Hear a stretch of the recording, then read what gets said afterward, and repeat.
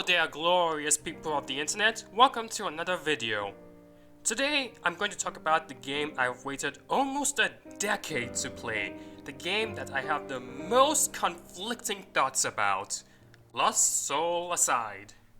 In order to give my honest thoughts about this game, I need to first talk about its history. The year is 2006 and Square Enix releases the first trailer for Final Fantasy Versus 13.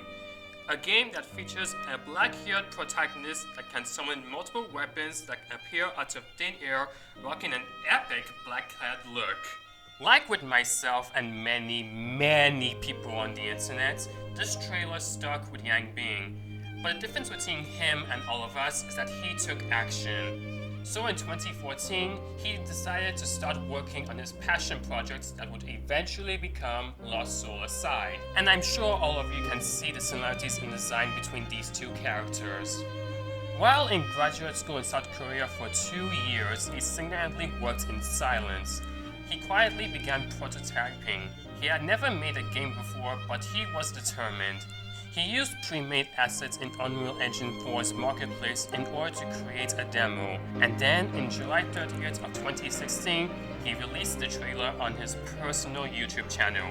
The trailer was met with resounding cheers, and after over 4 million views and extremely positive comments about how a solo dev embarrassed most of the AAA industry, and how he was able to make a game more beautiful and appealing than what was currently coming out at the time.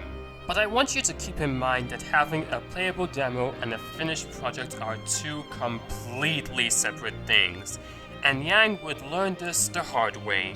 Thankfully, the trailer caught the attention of Bao Bao, who was and still is leading the China Hero project. More on that later. But with the positive reception, Bao, who works for Sony, reached out to Yang and offered him the opportunity of a lifetime.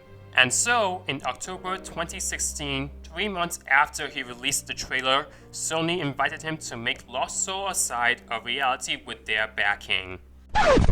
Now, some of you might be wondering how a solo developer can even get an invite by one of the largest gaming companies to complete a game. To understand how this can happen, we need to go even further back to get the context. The year is 2000, and the Chinese government, in an effort to curb young men from playing games that they deemed would harm their development, thought it was best to prevent games from growing in China by banning the domestic and foreign manufacture of video game consoles and video games as a whole. This actually had little success because gamers just did it secretly by going to PC ports and less than legal methods to obtain consoles. And so, due to people finding ways to play regardless of the ban, the Chinese government eventually ended up pivoting, and by 2015, it was fully revoked. The Chinese government also saw this as an opportunity to grow in the tech industry by manufacturing and exporting electronics related to the making and playing of video games. And due to the 15-year ban, there was a pent-up demand for game creation in the country. This is the reason we're seeing so many amazing games come out of China, they're catching up for lost time.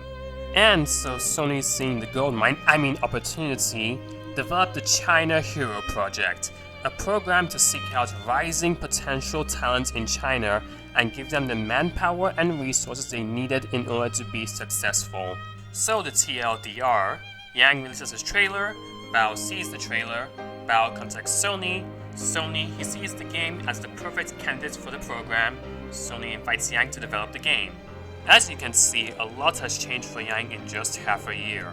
So he moves back into China in order to create Alt-Zero games, and in January 2017, he begins working on his dream project with himself as the director. And so, what originally started as a passion project based off the aesthetics of Final Fantasy, combined with the combat of Devil May Cry, became one of the most anticipated games in a decade. And speaking of the combat, it was really important to Yang that it felt fast and fluid, and so he and the team spent a lot of time making it feel just right. And in my personal opinion, I think they did a good job on this. The combat is definitely the strongest aspect of the game itself, It's not as good as Devil May Cry, mind you, but to be fair, nothing is going to be as good as Devil May Cry when it comes to combat. But it's still very fast and intuitive. I really enjoy the aspect of constantly switching weapons in order to keep the combo going in new and interesting ways. It was a very unique style and I had a lot of fun going through it. Now with all the history out of the way, let's talk about the parts that I am deeply dreading to talk about, and that's the many problems with the game itself. The voice acting is definitely the weakest aspect of the game, at least for the English version. I admit that the Chinese and Japanese version are huge improvements, but the bad voice acting still made it that I really did not care for what was going on in the narrative. Which is, okay. It's a bit cliche and doesn't have many interesting things going on, but it's not bad. Not sure how I feel about this one. Moving on.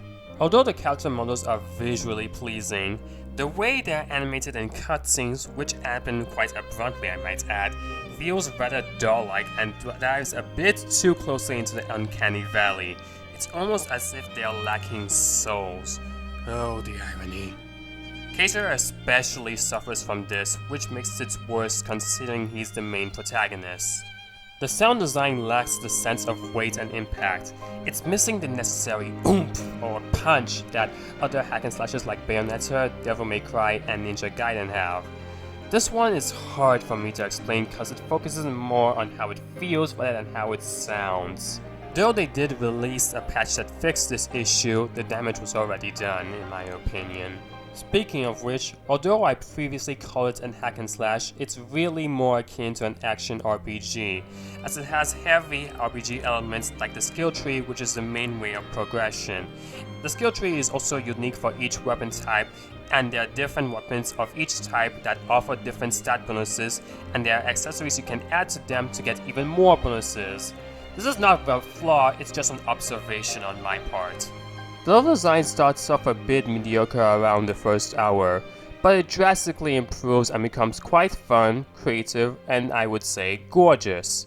The game also has a lot of platforming and it incorporates all your abilities into it. I would have enjoyed the platforming a lot more if it wasn't for the game's flunky movement.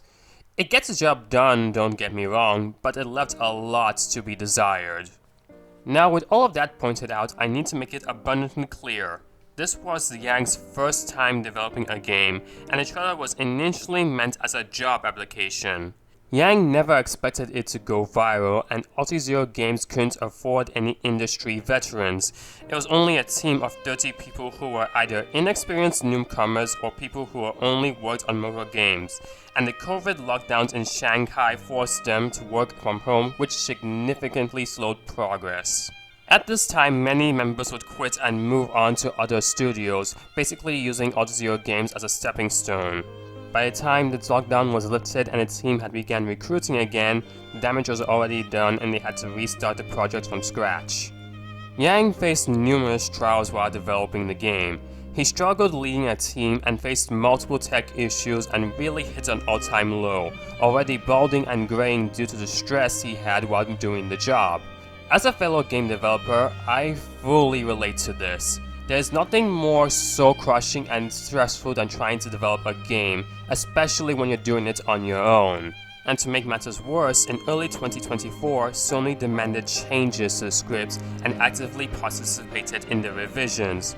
The original narrative was supposed to have 10 chapters but was cut down to 5, which could explain why the story was one of the weakest aspects of the game and why it looks so different from the original trailer, which figured it as more of an open world game than a linear story. Also adding the fact that action games are notoriously hard to make. Devil May Cry required a team of over 250 developers, and Final Fantasy XV had over 600 in the main team and 1500 globally. Getting this right on his first attempt was an enormous undertaking, especially when he only had a budget of around 20% of Black Myth Wukong and half of that of Stellar Blade, which rounded up to around 15 to 20 million USD, which led to the fact that AltZero Games did not have any control over the price. That was all up to Sony, the publishers. And personally, I believe the game would have fared much better if it wasn't given a price I would only come to expect from a AAA title. Cause that forces people to judge it under AAA standards when in truth it's actually more akin to an indie game or a AA at best. Yang might have had a much easier time if he tried making a smaller, less difficult to make project in order to gain more experience in game development and maybe even getting a more experienced team. But he knew what he wanted to make and he stuck with it, and I can only respect him for that. So in the end, just like how Final Fantasy 15 took 10 years to develop and went through numerous changes in the process, it's kind of poetic that the game inspired by it also took a decade to develop and went through numerous changes in the process. And although the end result might not have been what I or Yang himself had in mind for it, I still had fun playing the game, and I still believe that Yang's journey as a game developer, even though it did not come easy, will still continue to inspire many game developers going forward. Thank you all for watching. Like, comment, and subscribe because that really helps me out, and I'll see you all in the next one. Goodbye.